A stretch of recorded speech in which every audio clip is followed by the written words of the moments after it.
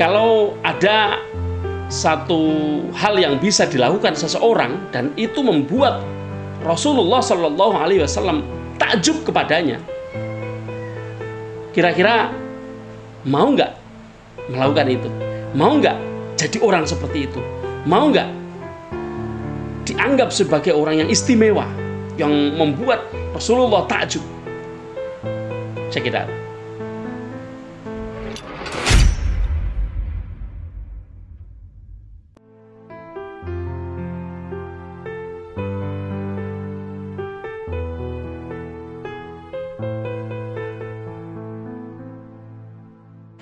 Halo, assalamualaikum warahmatullahi wabarakatuh. Selamat siang para pemirsa Sandikala dimanapun Anda berada.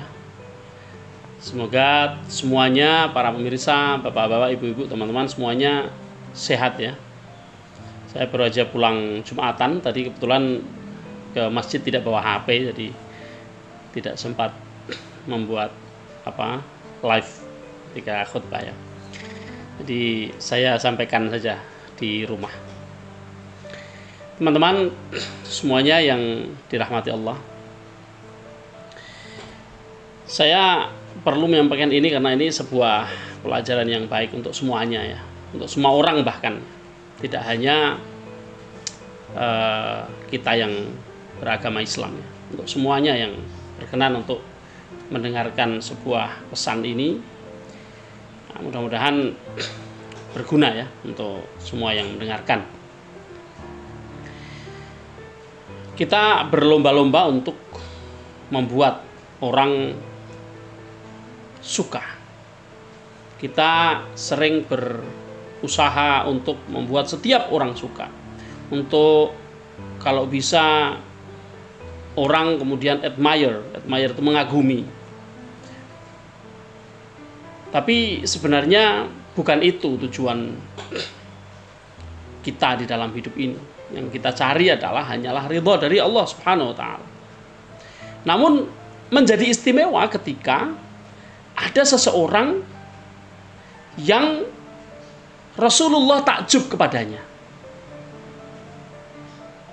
Ini menjadi istimewa. Meskipun itu bukan sesuatu yang kita cari, tapi ketika sebagai manusia kita menjadi salah satu yang dikatakan Rasulullah sampai takjub, itu tentu tidak hanya sesuatu yang bersifat keduniaan. Tentu itu adalah sesuatu yang bersifat universal, dunia dan akhirat. Dalam sebuah hadis diriwayatkan oleh Suhaib Ar-Rumi, sahabat Rasulullah, namanya Suhaib Ar-Rumi. Saya yakin sekali ada banyak kaum mukminin yang belum mengenal nama ini. Padahal beliau itu salah satu sahabat senior, salah satu di antara as-sabiqunal awwalun ya. Kalau di dalam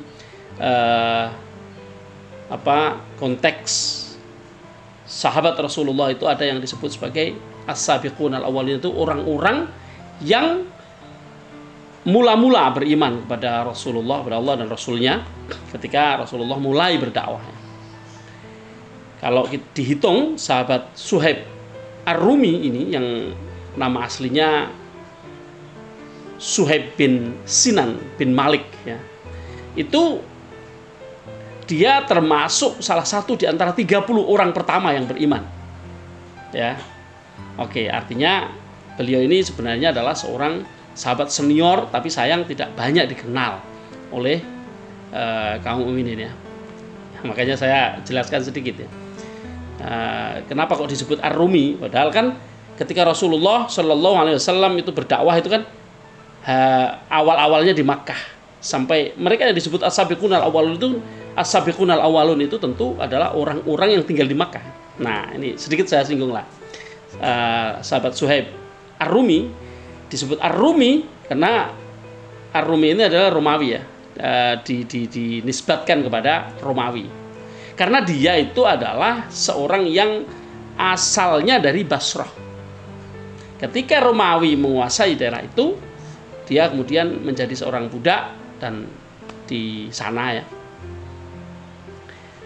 Nah, tapi kemudian pindah dari Basrah, ke Makkah.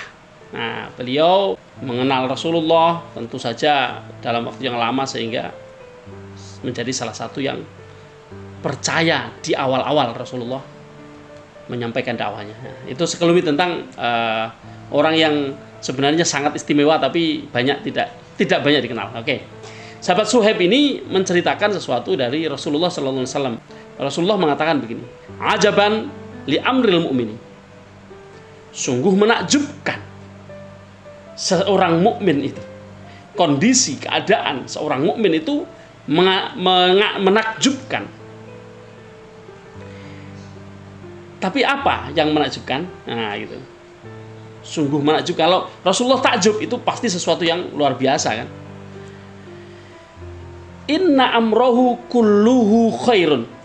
Sesungguhnya segala sesuatu yang ada pada seorang yang percaya, yang mukmin, seorang mukmin ya, itu semuanya baik. Walaisa dzaka illa lil mu'min. Hal yang semacam itu tidak mungkin ada kecuali bagi seorang yang memiliki sebuah kepercayaan, memiliki kepercayaan kepada Tuhan, seorang mukmin gitu ya. Ya memang sebutan mukmin itu adalah orang yang percaya kepada Allah dan Rasulnya. Maka sebenarnya lebih spesifik kalau kita memanggil orang-orang Muslim yang beriman, karena Muslim itu ada yang fasik, Muslim itu ada yang munafik. Mereka mempunyai sebutan sendiri-sendiri.